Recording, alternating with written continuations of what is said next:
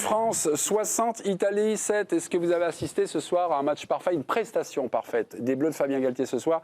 Habillage à la française, je relève les copies, oui ou non? Monsieur Chabenat? Oui, avec un P minuscule. D'accord. Attention Yann. Monsieur Mermoz, vous avez demandé prestation parfaite, oui ou non? Non. Non. Monsieur Cosset? C'est délicat, le mot parfait est embarrassant. Oh là. Oh, c'est oui ou non? Et justement, j'ai Oh, pas encore fait mon choix. J'ai pas encore fait mon choix. C'est bien parti, ça part bien. Non. Allez, mettons un petit nom comme Un ça, petit parce nom que je sens qu'à côté il va dire oui. Donc... Ah bon, vous sentez rien du tout. Le Rochelet est libre dans sa tête. Kevin Gourdon, prestation parfaite ce soir, oui ou non? Il a tout faux, non. Non? Non Non, plus? Non? ah. Ouais, bah voilà.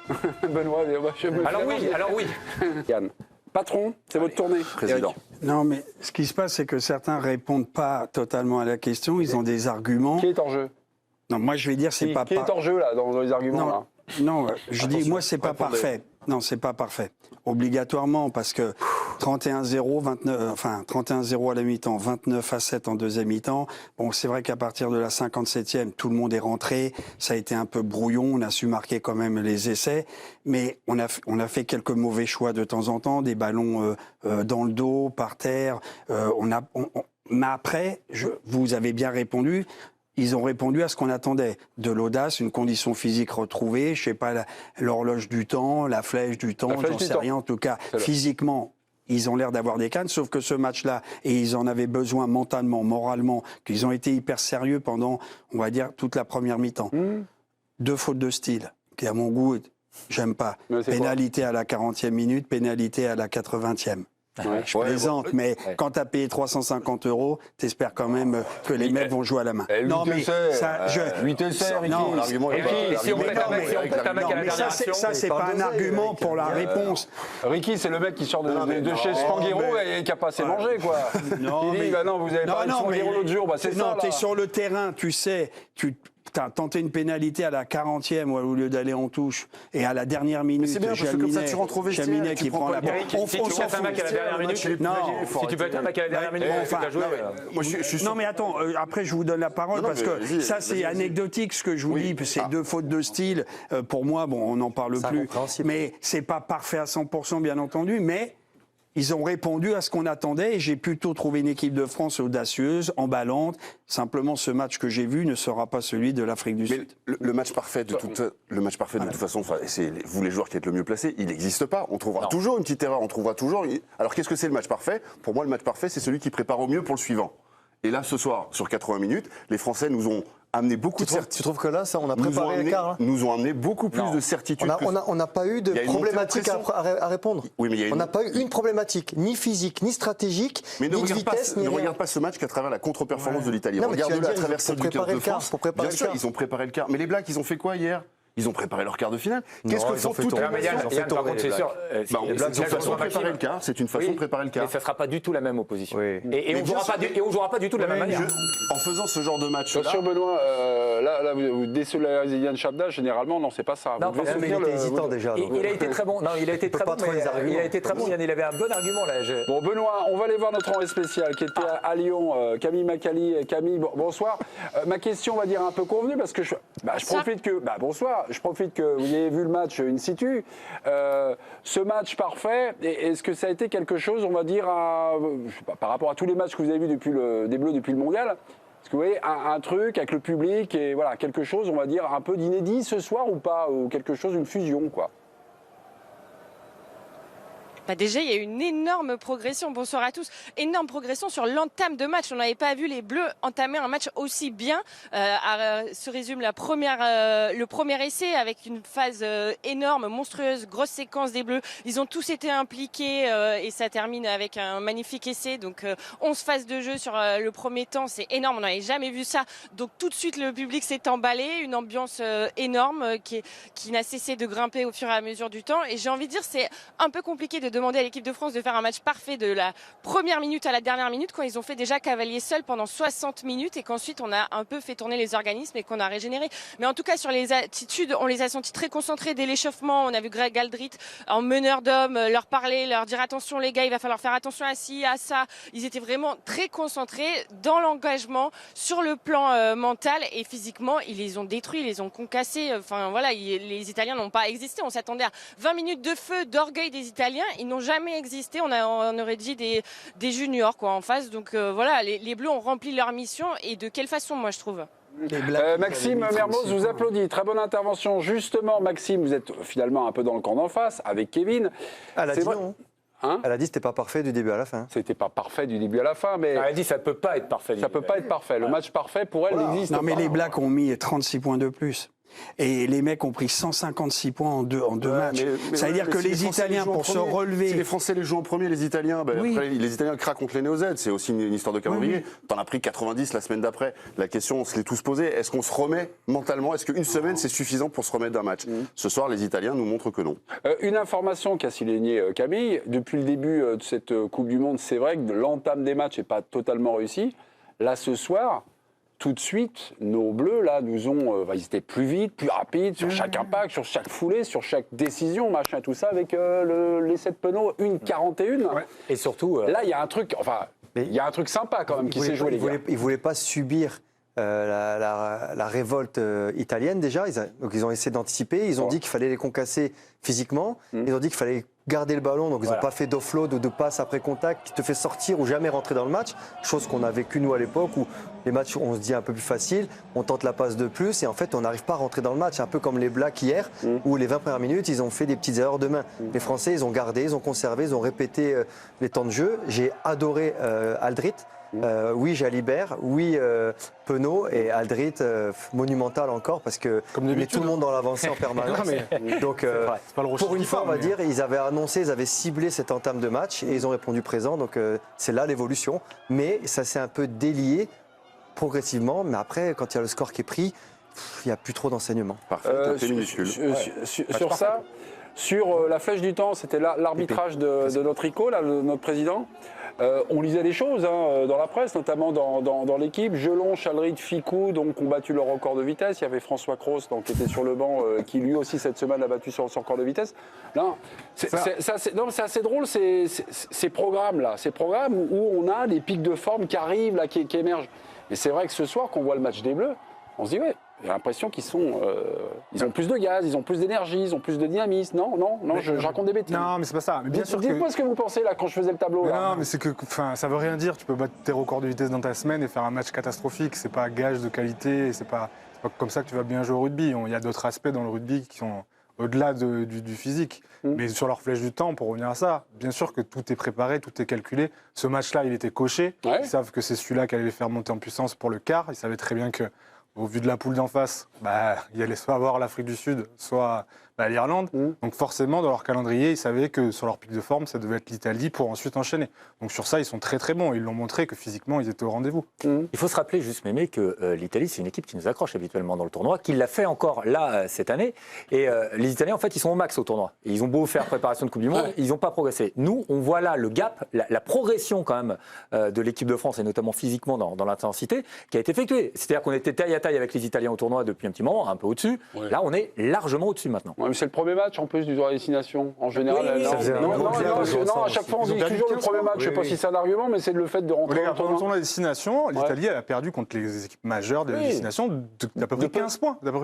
Là, ils ont une chute de niveau. Est-ce que c'est eux ou est-ce que c'est les autres qui Non, mais il y a aussi... Quand même, les gars, 96 points, ils ont pris. Et 60 encore ce soir, c'est incroyable.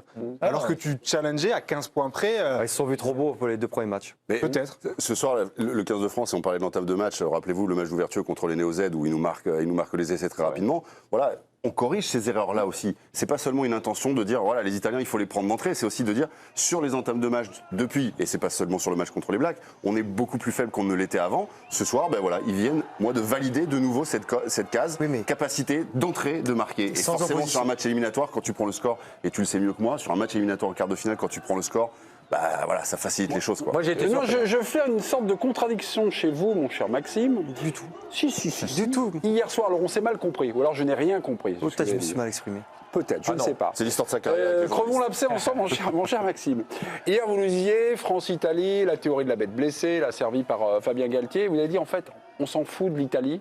S'il y a un match, ça doit être les Français qui doivent, je veux dire, imposer leur système, imposer leur truc. Ce soir, C'est ce qu'ils ont fait. c'est exactement ce qu'ils ont J'ai fait. pas non dit qu'ils l'ont pas fait. Ouais. Juste, la question c'était est-ce que c'était un match parfait.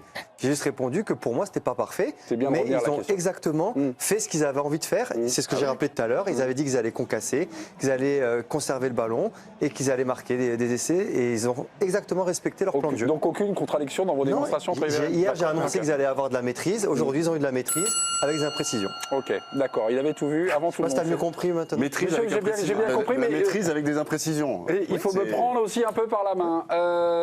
Mathieu Jalibert a réagi au micro de nos copains de TF1, c'est ça? Oui, il a Distraction notamment insisté sur le point physique dont on parlait juste avant le demi d'ouverture de l'équipe de France. On a parfaitement commencé le match, la satisfaction est là, car on a tenu pendant 80 minutes. C'est bon pour la semaine prochaine, évidemment. Il est déjà projeté pour le quart de finale, ce sera le dimanche 15 octobre. France-Uruguay, 53e minute. On s'est intéressé à un chiffre, c'était la transformation d'Etcheverry. France-Italie. Non, France-Uruguay, France-Uruguay, 53e on minute, revient. transformation d'Etcheverry. Depuis, la France n'avait plus encaissé un point, donc ça a duré 178 minutes d'invincibilité avec cet essai de Manuel Zuliani à la 71e minute. Ça, c'est un truc, on encaisse un essai, je sais pas, vous avez relevé ça dans Superdome en disant, ouais, c'est pas terrible ça. Ouais, Kevin. parce que c'est important. Je pense que l'équipe de France doit avoir un objectif de points encaissés. C'est ce qu'on peut avoir dans d'autres clubs, notamment à La Rochelle. Et un objectif est fixé et il faut le respecter. Donc ça se trouve, c'était 0 points contre l'Italie. Peut-être que c'était 7, j'en sais rien. Je ne connais pas Oui. vraiment à l'intérieur. Mais c'est important. C'est important quand vous préparez les matchs, quand vous avez des objectifs qu'il faut réaliser. Ah, mais franchement, de ne pas encaisser de points face à l'Italie, ça arrive. Au niveau international, Là, c'est compliqué. La C'est très Namibie, compliqué. la Namibie, je veux bien. L'Uruguay, bon, ok. Mais l'Italie qui nous marque des points, ça va. Le point fort de la France, à la base, c'est la défense. C'est le système de Sean Edwards qui a fait énormément de bien à cette équipe de France. Ils étaient très, très performants là-dessus. Donc, oui, pour moi, c'est pas Qui a été quand même impossible. performant toute une partie du match. Oui. Et ils ont mis 2 essais au Black, même s'ils en ont pris après 96. Enfin, moi, je vais te dire, là, l'ambiance, moi, c'est très bien pour l'équipe de France. Tu as vu tous les sourires, m'a fait penser aux 2 émissions à la télé, Plus belle la vie ou L'amour est dans le pré. Ils étaient heureux, ils ont retrouvé des sourires, ils ont couru. Non, ils en avaient besoin. c'est bien, mais ça, c'est pas parfait. Oui, mais ça comme. Mais moi, Eric- moi, je suis pas en train de dire que l'équipe de France, elle m'a plu. Ouais. Je me suis pas emmerdé. J'ai adoré les voir, tenter des passes, des décalages. Mais il y a eu des ballons tombés, il y a eu des mauvais choix parfois. Tu aurais pu faire la passe, t'es rentré à l'intérieur, t'as tapé au pied, ça se justifiait pas. Par exemple, Penaud, qui a été admirable comme d'habitude, mais quand il passe et il donne un jeu au pied, le premier pour Bielbarré qui sort, t'as bien vu. L'entraîneur Fabien, là, le plongeur Cousteau, il se tenait la tête avec la bite parce que quand tu avances autant dans les 22 mètres, tu vas pas. Quoi Il se tenait la tête avec Laurent Labitte. Ah oui, oui. Non, mais mettez le prénom, on va avoir une confusion. Oui, bon, quoi. c'est le coach. Bon, enfin, tout ça pour dire que de temps en temps, il y a eu quelques petites erreurs, quoi. Voilà. Mais c'est pas la fin C'est du pas il se monde. tenait la bite avec la tête, hein. Oui, Attention quand même. enfin, Parce que m'emmerdez je sais pas, pas. c'est qu'il y a. Sauf à être resté sur- Tout passe ici. Sauf à être resté sur l'image du 15 de France, auteur du Grand Chelem, qui était à un niveau de maîtrise et de réussite parfaite. Voilà, il faut se satisfaire vraiment de ce qu'on a ce soir, parce que les matchs de préparation ont relevé certains manques dans l'équipe de France, les matchs de poule ont révélé certains manques au sein de cette équipe de France, donc on est sur une très nette progression ce soir. Il y a Camille qui voulait intervenir, je sais pas sur quoi, parce que l'émission, là, ils sont rythmés, nos petits. Hein. Nous aussi, il y a la flèche du temps. Hein. Plus on arrive près des quarts, plus les mecs accélèrent. Camille voulait corriger, pondérer une nuance sur quel argument?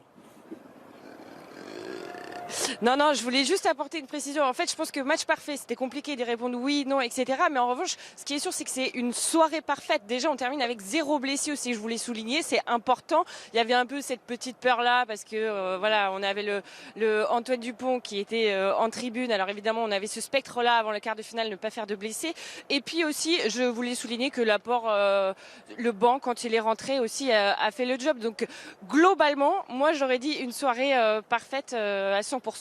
Oui, monsieur Chabna, une question. Juste hein petite question, peut-être que tu as l'info, la célébration de Mathieu Jalibert, le petit geste, est-ce que tu as le sens de ce geste, le fait qu'il, voilà, c'est quoi, c'est souvenez-vous de quoi, est-ce que tu as un avis? Ça m'a interpellé. Alors déjà, c'est exactement la même célébration qu'il fait dans le stade. Ils ont tous enregistré un clip, les joueurs, dès qu'ils marquent, et c'est les célébrations qu'on passe dans le stade au moment où ils marquent l'essai. Et en revanche, je peux pas interpréter rappelez-vous, ou je sais penser avec la tête, ou je suis là. Je sais pas. On lui posera la question si on l'a tout à l'heure en zone mix.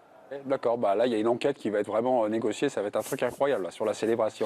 Monsieur Cosset dans la place. Non mais c'est bien, c'est sympa. Non, mais pourquoi ça, Mathieu voilà. aux deux anciens joueurs un peu aigris qu'on peut comprendre, enfin c'est le principe des anciens joueurs. Vous êtes attaqués comme ça là. C'est bien, bon pif, on peut le faire. Et je voulais juste leur rappeler quelque chose, je voulais juste leur mettre que la France a pratiqué un jeu ce soir, et moi j'étais même surpris de l'entame, alors c'est vrai qu'on attendait, mais un jeu de possession. Au départ, on nous avait dit, attention, match très très difficile, avait dit Fabien Galtier. Donc je pensais qu'on allait revenir sur les principes de base, aller occuper et tout. Et là, ils ont envoyé... T'es tombé dans le piège.